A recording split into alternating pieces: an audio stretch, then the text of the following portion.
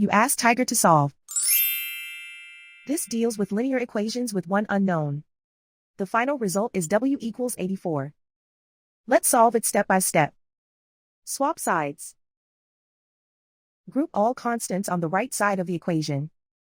Add 9 to both sides. Simplify the arithmetic.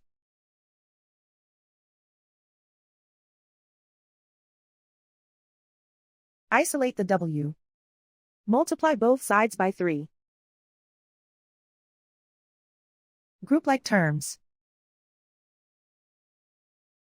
Multiply the coefficients. Simplify the fraction. Simplify the arithmetic.